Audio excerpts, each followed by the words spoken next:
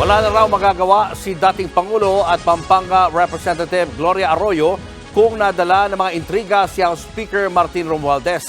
Yan ang giniit ni Arroyo matapos siyang alisin bilang Deputy Speaker. Nasa frontline ng balitang yan si Marian Enriquez.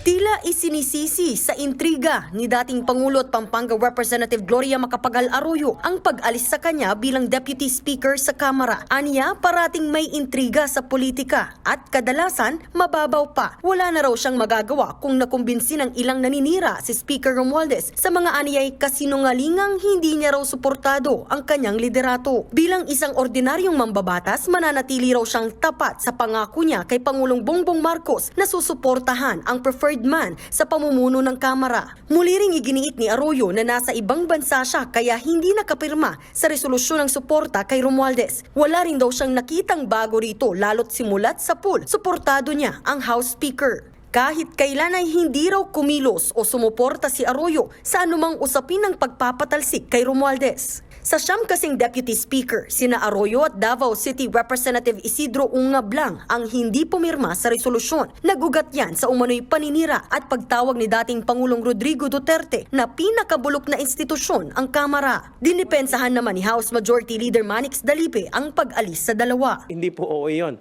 Mataas yung katungkulan, seryoso yung mga statements na in-issue at pangit yung mga statements, so kailangan depensahan ng liderato. Naniniwala naman si Deputy Minority Leader at ACT Teachers Party List Representative Franz Castro na may lamat na ang unit team mula pa raw noong kumala si Vice President Sara Duterte sa lakas CMD at unang beses na na-demote si Arroyo sa pagka-Senior Deputy Speaker. Nakita na namin dun yung lamat.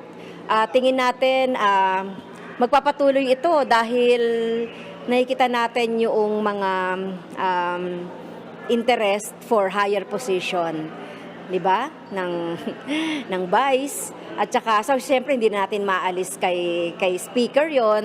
Para naman kay Albay Representative Joey Salceda na malapit kina VP Sara at Congresswoman Arroyo, solid pa rin ang unit team. Isang prueba niya, wala namang tumawag sa akin para suportahan siya. Kahit sino. In other words, mukhang the status quo is robust, solid, and vigorous. Si Senadora Amy Marcos naman na malapit kay dating Pangulong Duterte at pinsan ni Speaker Romualdez nagpasaring sa nasa likod ng resolusyon. Bardagulan na lang tayong lahat. Ewan ko, maraming nag-aaway pero kami hindi. Solid pa rin ang Norte, solid pa rin ang South. So bumbuo pa rin ang Pilipinas, wag naman nilang watakin. Opo, sino ba ang nagpapawatak-watak, ma'am? Nako, secret na public secret, bahala na kayo. Wala rin daw siyang problema kung solo flight na lang siya sa pagsuporta kay dating Pangulong Duterte. Kahit ako ang matirang nag-iisa, maninindigan pa rin ako sa kanya. Kasi ang dahilan na marami kaming loyalista, kasi yung tatay ko nananatiling tapat at loyal sa mga kaibigan. Ayan, tiisa na lang po. Nagbabalita mula sa Frontline, Marian Enriquez, News 5. Mga kapatid, Julius Babaw po. Huwag maging huli at maging una sa lahat ng balitaan. Para sa tuloy-tuloy na talakayan sa Frontline, mag-follow at mag-subscribe sa social media pages ng News 5.